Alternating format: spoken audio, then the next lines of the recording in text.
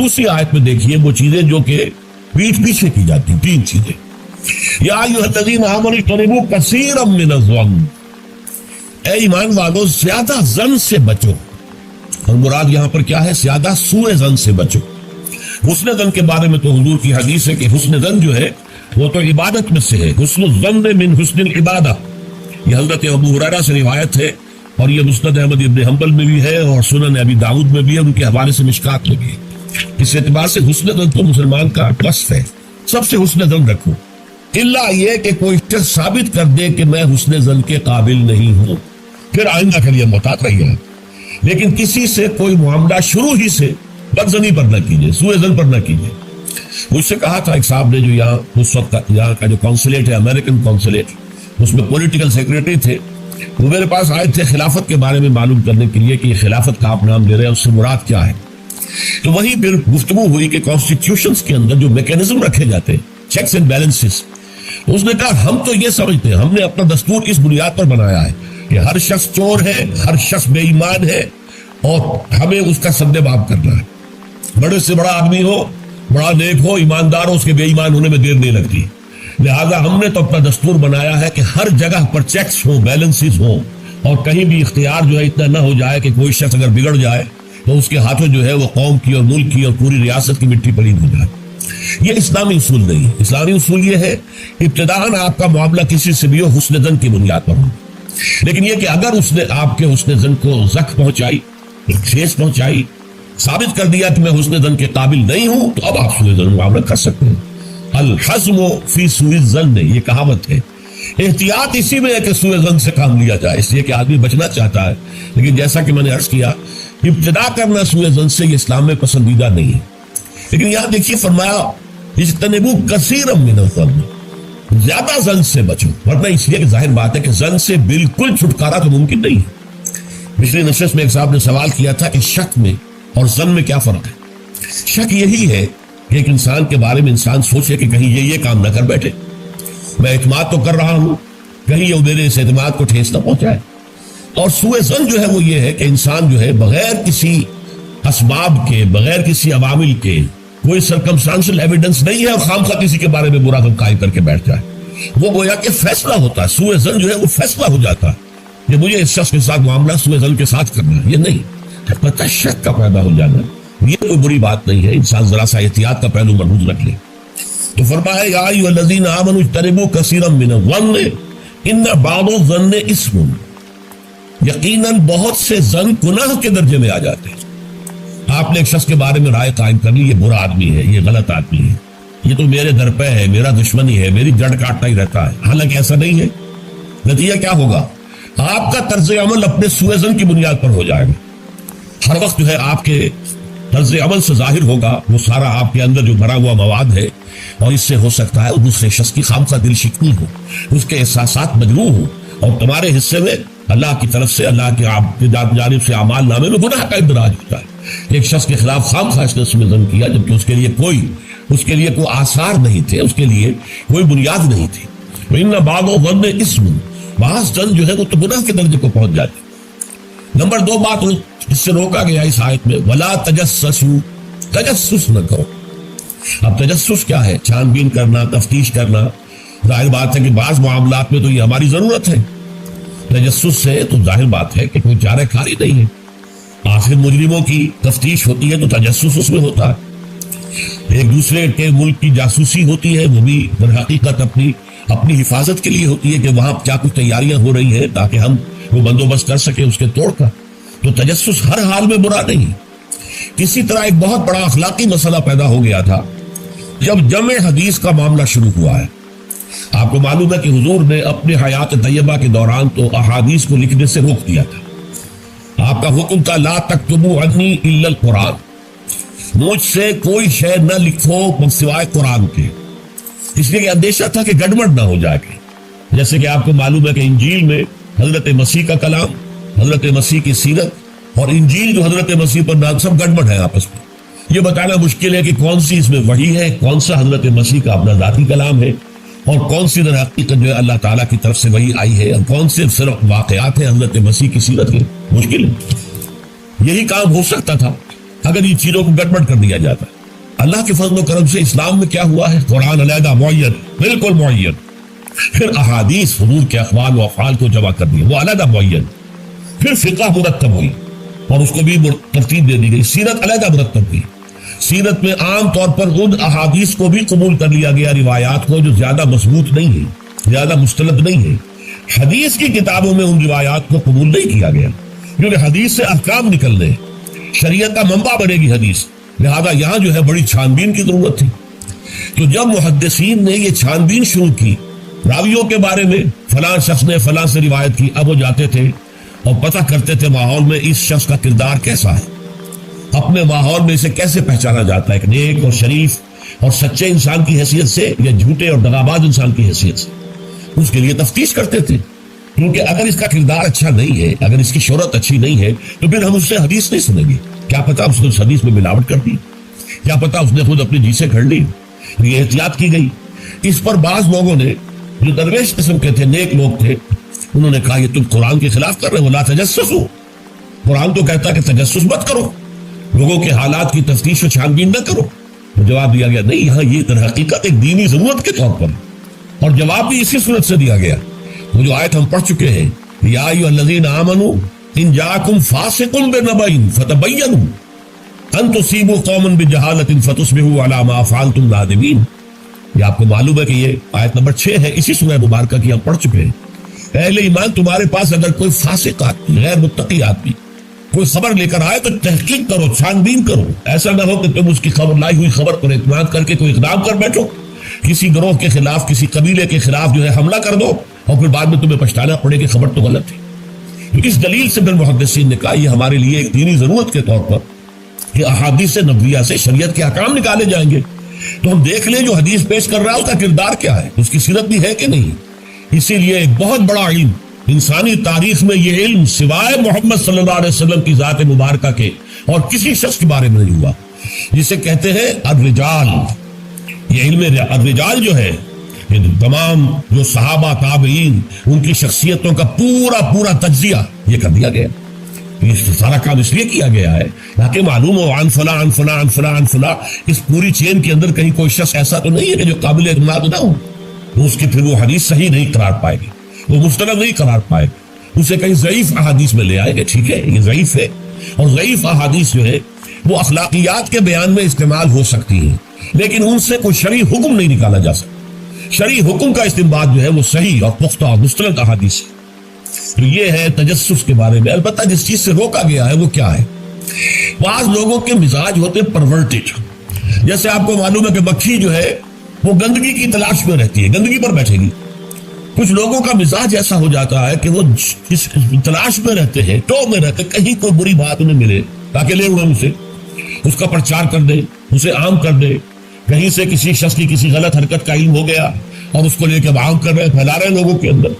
یہ جو ہے تجسس اس لیے کرنا کہ آپ کے ہاتھ میں کوئی سکینڈل بنانے کا کوئی مواد آ جائے، کوئی طریقہ ایسا ہو جائے. تو یہ جو مکھی کی ذہنیت اور مزاج رکھنے والے لوگ ہیں، یہ ان کو روکا جا رہا. تجسس نہ کرو، بلکہ کہا گیا ہے کہ اگر تمہارے کسی بھائی کا عیب تمہارے سامنے کھل جائے تو پردہ ڈالو.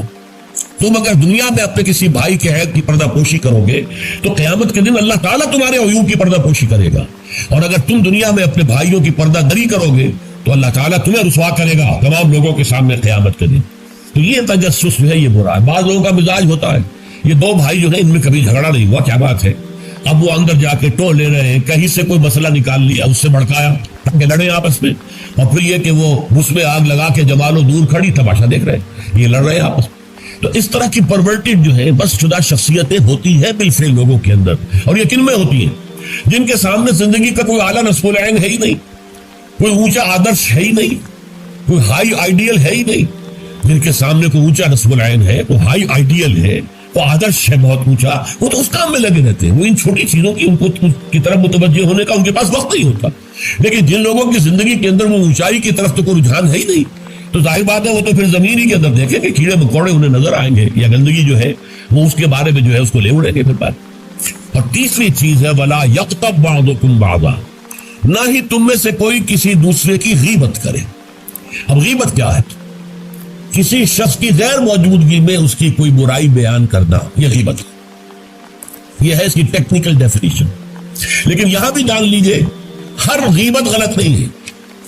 بس اوقات ایسا ہوتا ہے کہ آپ کا کوئی بھائی ہے وہ کوئی رشتہ کرنا چاہ رہا ہے اور وہاں کے بارے میں آپ کے پاس کوئی معلومات ہے ایسی جو اس بیچارے کے علم میں نہیں ہے اور آپ اسے بتاتے ہیں کہ بھائی وہاں یہ معاملہ ہے ذرا سوچ لو. اس میں در حقیقت غیبت نہیں ہے بلکہ یہ اپنے اس بھائی کو کسی برائی سے بچانے کی کوشش. اس میں اس کے ساتھ نصح اور خیر خواہی کا جذبہ ہے نہ کہ ان کو بدنام کرنے کا جذبہ. اگر کوئی سبب ہے ہی نہیں اور آپ بیان کر رہے ہیں تو یہ غیبت ہے. لیکن اگر معاملہ اس طرح کا ہے تو ظاہر بات ہے اسی طریقے سے کوئی کسی قوم کے رہنما ہے اور بڑی شخصیتیں ہیں. اب ان کے بارے میں یہ ہے کہ پبلک میں اگر آپ کو ان پر تنقید کرنی پڑے تو اس کے اندر بھی دیکھا جائے گا کہ وہاں اس کا ہونا ضروری نہیں ہے. وہ تنقید جو ہے آپ ملک اور قوم کی مصلحت میں کر رہے ہیں. تو گویا کہ اس طریقے سے غیبت کی ہر شکل جو ہے وہ حرام نہیں ہے. البتہ ایک خیال لوگوں کو بڑا غلط ہے وہ میں ایک حدیث کے حوالے سے اس کا ازالہ کر دینا چاہتا ہوں. یہ حضور سے سوال کیا گیا کہ پوچھا گیا کہ غیبت کیا ہے. یہ حدیث ہے مسلم شریف میں بھی ہے, ابو داؤد میں بھی ہے, ترمذی میں ہے, نسائی میں ہے. یہ حضرت ابو ہریرہ رضی اللہ تعالی عنہ سے. اور امام مالک نے ایسی ایک حدیث جو ہے موطا میں مطلب بن عبداللہ سے جو ہے روایت کی ہے. حضور سے پوچھا گیا کہ غیبت کیا ہے. آپ نے فرمایا ذکروں کا آخا کا بما یکرہ, تمہارا اپنے بھائی کا تذکرہ کرنا کسی ایسے اعتبار سے جو اسے ناپسند ہو. اگر اس کے سامنے کرو گے اسے ناپسند ہوگا, تو اس کے علم میں آئے گا کہ میرے بارے میں یہ بات کہی گئی ہے تو اسے ناپسند ہوگی. ایسی بات کا اس کی غیر موجودگی میں بیان کرنا. اب قیلا کہا گیا, سوال کیا گیا, افرأیت کہ حضور آپ ذرا غور کیجئے, ان کان فی اخی ما اقول, اگر میرے بھائی میں وہ شے واقعتاً موجود ہے جو میں کہہ رہا ہوں تو کیا اس صورت میں بھی غیبت ہوگی؟ قال, فرمایا حضور نے, غور سے سنیے, ان کان فیہ ما تقول فقد ارتبطہ, اگر تو اس میں وہ برائی ہے جو تم کہہ رہے ہو تو تم نے غیبت کی. وَإِن لَمْ يَكُنْ فِيهِ, اور اگر نہیں ہے اس میں وہ شے اور تم پھر بھی کہہ رہے ہو ما تقول فقد بہتہ, تو تم نے اس پر بہتان لگایا ہے. یہ تو دوہرا جرم ہو گیا. اس میں کوئی خرابی نہیں ہے, برائی نہیں ہے اور آپ بیان کر رہے ہیں تو یہ تو بہتان ہے. البتہ کسی میں کوئی برائی ہے, خرابی ہے, نقص ہے تو یہ در حقیقت جو ہے آپ کا اس کی غیر موجودگی میں بیان کرنا یہ غیبت ہے. تو اس اعتبار سے غیبت کی جو برائی ہے اس کو اچھی طرح سمجھ لیجئے. اور یہ ہمارے معاشرے کے اندر بہت پھیلی ہوئی ہے یہ شے. بلکہ یہ کہا جاتا ہے, صحیح کہا جاتا ہے, کہ وہ کئی کورسز کا ڈنر ہونے کے بعد جو ہے پھر جب گفتگویں ہوتی ہے تو معلوم ہوتا ہے کہ سب سے زیادہ لذیذ ڈش جو ہے وہ ایک دوسرے کی غیبت ہے. اور ہوتا کیا, شادی کا کہیں پر مجمع لگا ہوا ہے اور جو ہے وہ ابھی بارات نہیں آئی ہے یا کوئی اور مسئلہ ہے, بیٹھے ہوئے ہیں, تو جب 3 آدمی بیٹھے ہوں گے تو کسی اور کی غیبت کریں گے, اور جب ان میں سے ایک اٹھ کے چلا جائے گا تو اب یہ دونوں اس کی غیبت کریں گے. یہ ہمارے معاشرے کا عام رخ ہے. یہ ہمارا جو ہے یہ گویا کہ سب سے زیادہ ڈیلیشس ڈش جو ہے وہ غیبت ہے. اس کے لیے شدت کے ساتھ روکا گیا, اور اس کے لیے جو پھر تمثیل دی گئی ہے, اَيُحِبُّ أَحَدُكُمْ أَن يَأْكُلَ لَحْمَ أَخِيهِ مَيْتًا فَكَرِهْتُمُوهُ, کیا تم میں سے کوئی شخص اسے پسند کرے گا کہ وہ اپنے مردہ بھائی کا گوشت کھائے, تو اس پر تو تمہیں گھن آ گئی, تمہیں بہت برا لگا. کوئی شخص گوارا کرے گا کہ اپنے مردہ بھائی کا گوشت کھائے. لیکن سوچئے کہ ایسی تمثیل کیوں دی گئی؟ کہ اللہ کا کلام ہے, بغیر کسی ربط کے. تمثیل اور تشبیہ جو ہوتی ہے کسی ربط کی بنیاد پر ہوتی ہے نا, ورنہ تشبیہ اور تمثیل کا فائدہ کیا ہوا؟ ربط کیا ہے؟ جیسے ایک مردہ اپنے دفاع پر کے قابل نہیں ہے. آپ ادھر سے بوٹی کاٹ لیجیے, ادھر سے بوٹی کاٹ لیجیے, پڑا مردہ ہے, آپ پوری اختیار کے ساتھ جہاں سے چاہیں اس کی بوٹی اڑا لیجیے. اگر وہ زندہ ہو تو ہاتھ لگانے دے گا آپ کو جسم کے اپنے کسی حصے میں. بعین ہی یہ معاملہ ہے, آپ کا بھائی موجود نہیں ہے اور آپ اس کی عزت پر حملہ کر رہے ہیں, مانوی شخصیت پر حملہ ہے. اس جسم کی نسبت مانوی شخصیت زیادہ قیمتی ہے, زیادہ اہم ہے. آپ اس کی مانوی شخصیت پر, اس کی عزت پر حملہ کر رہے ہیں, اور وہ قادر نہیں ہے دفاع کرنے پر. اگر وہ ہوتا آپ بات کرتے, اور یہ چیز پسندیدہ ہے. اگر آپ پبلک کے اندر اس کے منہ پر کہیں بات تو معلوم ہوگا. بلکہ اس میں جو پسندیدہ ترین بات ہے وہ یہ ہے کہ کسی بھائی کا کوئی عیب ہے, علیحدگی میں جا کر بتاؤ, بھائی تمہارے اندر مجھے یہ نقص نظر آ رہا ہے, برا نہ ماننا, میں نے تمہاری اصلاح کے لیے کہا ہے, مجھے تم سے کوئی قد نہیں ہے, دشمنی نہیں ہے. یہ نہایت پسندیدہ بات. اس کو کہا گیا المسلم مرآۃ المسلم, ایک مسلمان دوسرے مسلمان کے لیے آئینے کے مانند ہے. جیسے آپ آئینہ دیکھتے دیکھ رہے یہاں کوئی داغ لگا ہوا, دھبا لگا ہوا, آپ اسے دھو دیتے, ہٹا دیتے. اسی طریقے سے ایک مسلمان کو اپنے مسلمان بھائی کے لیے آئینے کے مانند ہونا چاہیے کہ وہ اسے اس کی خرابیوں پر, اس کی برائیوں پر مطلع کر دے. لیکن یہ اطلاع جو ہے یہ ہوگی خلوص کی بنیاد پر, خیر خواہی کی بنیاد پر. اسے ذلیل کرنے کے لیے نہیں, اسے بدنام کرنے کے لیے نہیں, بلکہ یہ کہ اس کے سامنے علیحدگی میں, تنہائی میں بات کی جا رہی. البتہ اس کی غیر موجودگی میں بات کی جا رہی, وہ غیبت ہے. اور وہ بالکل صحیح تمثیل ہے جو قرآن نے استعمال کی, صحیح ترین تمثیل. اَيُحِبُّ أَحَدُكُمْ أَن يَأْكُلَ لَحْمَ أَخِيهِ مَيْتًا فَكَرِهْتُمُوهُ, کیا تم میں سے کوئی شخص پسند کرے گا اپنے مردہ بھائی کا گوشت کھائے؟ بالکل اسی طریقے سے وہ تمہارا بھائی جو محفل میں نہیں ہے, وہ اپنی عزت کے دفاع پر قادر نہیں ہے.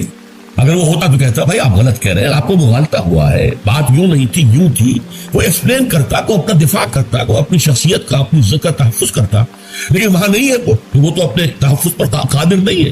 لہذا یہ غیبت در حقیقت معنوی سطح پر وہی شے ہے جو مادی سطح پر کسی مردہ بھائی کا گوشت کھانا ہے. فَكَرِهْتُمُوهُ, یہ تو تمہیں بہت برا لگا. یہ بات بلکہ اکثر لوگ کہیں گے کہ ایسی مثالیں جو ہیں, کیا ماذا اراد اللہ بہذا مسئلہ, ایسی تمثیل دینا. کہیں گدھے کی تمثیل دی گئی ہے قرآن مجید میں. وہ یہودی جن کے اوپر تورات کا تو بار تو لدا ہوا ہے, تورات پر عمل نہیں کرتے, ان کی مثال کیا ہے؟ کمثل الحمار یحمل اسفارا, وہ تو ایسے ہے جیسے کہ گدھا ہے, اس کی پیٹھ کے اوپر کتابوں کے انبار لگے ہوئے ہیں, گٹھڑی باندھ کر جو ہے وہ کالمات افلاطون لکھی ہوئی ہے, یا انسائکلوپیڈیا برٹانیکا کی گٹھڑی باندھ کے رکھ دی گئی ہے, اسے کیا فائدہ؟ اسی طرح سورہ اعراف میں کتے کی مثال دی گئی ہے, کہیں بچھڑ کی مثال دی گئی ہے, کہیں بکری کی مثال دی گئی ہے. تو مثالیں جو ہوتی ہیں وہ معنوی رب کے اعتبار سے ہوتی ہے. یہ نہیں دیکھا جاتا کس چیز کی مثال دی جا رہی, جس چیز کے لیے مثال دی جا رہی, مشبہ لہو اور مشبہ بہی, کس چیز کے ساتھ تشبیہ دی جا رہی ہے, کس لیے دی جا رہی. اَيُحِبُّ أَحَدُكُمْ أَن يَأْكُلَ لَحْمَ أَخِيهِ مَيْتًا فَكَرِهْتُمُوهُ وَاتَّقُوا اللَّهَ, اللہ کا تقوی اختیار کرو. اس لیے کہ سارے احکام کی روح جو ہے وہ تقوی ہے. احکام دھرے رہ جائیں گے, رکھے رہ جائیں گے, کتابوں میں لکھے رہ جائیں گے, اگر اپنے اندر تقوی نہیں ہے, برائی سے بچنے کا ارادہ نہیں ہے, اللہ کے عذاب سے بچنے کا مستقل پختہ مصمم ارادہ نہیں ہے, تو کوئی فائدہ نہیں ان چیزوں کا. بھینس کے آگے بین بجانا ہو جائے گا. واتقوا اللہ ان اللہ تواب الرحیم, اللہ کا تقوی اختیار کرو. دیکھو اللہ بہت توبہ کا قبول کرنے والا ہے اور بہت رحم فرمانے والا ہے. کیونکہ دیکھو اگر تمہارے سے یہ خطائیں ہو رہی ہیں, تمہاری شخصیت کے اندر اگر یہ خرابیاں ہیں, تم ان برائیوں کے عادی ہو, تو ان سے اپنے آپ کو پاک کرو, صاف کرو, توبہ کرو, اور اس میں امید دلا دی کہ اللہ تعالیٰ بہت توبہ کو قبول فرمانے والا اور رحم فرمانے والا ہے.